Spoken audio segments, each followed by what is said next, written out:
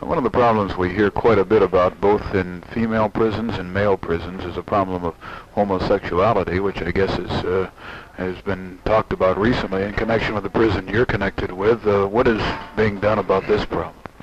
Well, we've done a couple of things, none of which have been, real popular. When I went to the institution, we had a very definite shortage of staff, and so we had nobody on duty from 10 at night until 6 in the morning. The doors to the individual rooms were all left unlocked. You can imagine what this created. All of the doors as of 10 o'clock in the evening, and we have created a night shift. And of course on this shift we have women who go from cottage to cottage, check the rooms, check the doors, and that sort of thing. Outside of a police-type action in order to police this problem, what do you think can be done in order to prevent this problem from happening, if anything?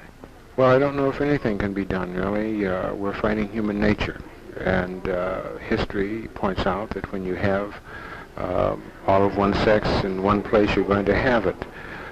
We are ready now, and we have already selected a group of women. But we are ready now to start a group counseling program for some of the ladies who have given us problems. We want to come in with some educational programs. But really, you're fighting something that's going to happen as long as you have institutions. What's the difference between running a women's prison? Mr. Dickinson, now that you've been appointed as the superintendent of the women's prison on a permanent basis, what's the changes you would like to see there? I don't know if we have that much time. If we gave you all the money that you needed, what would be the one big change you'd like to see? Oh, I think that I will make every effort to develop a good social service division, because I personally feel that we're going to have to start working with people on a one-to-one basis. We've got to change some of the things, some of the ways that they feel about themselves. Otherwise, I think we're just sort of throwing money down the drain. So my first project would be to establish a good, solid, and meaningful social service department in the prison. Well, there are a lot of differences. Just try to imagine 200 women in one place, and I think you'll come up with the answer.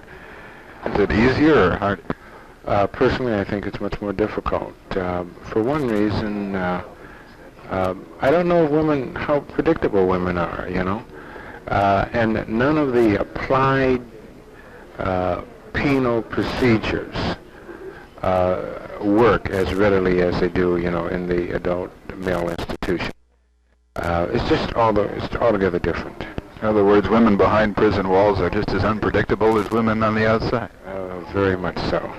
Very much so.